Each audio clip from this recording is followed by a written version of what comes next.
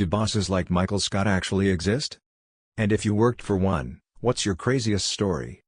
My first boss in America, I was 21, he was Asian American. I had never seen The Office but noted the absurdity. He would get free potato chips from a guy in a company truck and would stuff his cheeks in the middle of telling me what to do.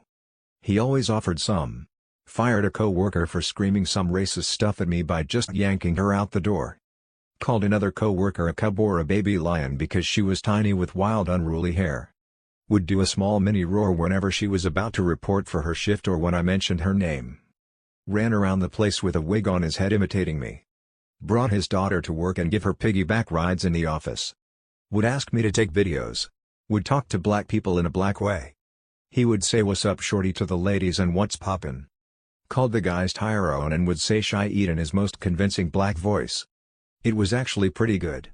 Would ask me to teach him random Arabic words so he could yell them sporadically in the middle of the day. He always got the accent right.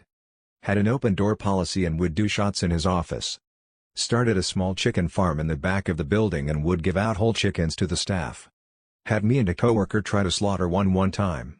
I couldn't and nicked it just a little bit and shrieked, spraying all three of us with blood. Received a visit from the city people to tell him he couldn't keep chickens in back.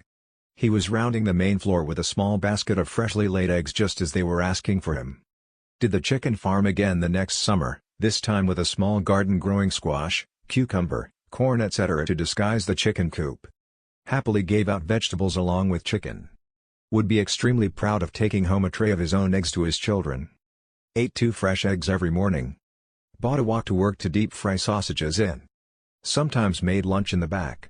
The entire floor would smell like food and he would round us all, 3 of us, to his office to eat. Would regularly fall asleep under his desk. The snoring was so loud you could hear it in the front. Once a client asked what that noise was and I said it was the plumbing. Woke up after his naps looking puffy but acting as if nothing happened. Would immediately go next door for a cherry coke. Would constantly eat hard candy to stay awake during the day. Ate too many edibles at a party I hosted once and passed out. Told me to hire someone but when he saw the girl did a comical thing with his face, eyebrows raised and eyes big think Ken Jeong, because she was having trouble fitting into her chair. She was a bigger girl. Took away chairs the next day because they encouraged us not to concentrate on the client. The girl was a no-call no-show the following week.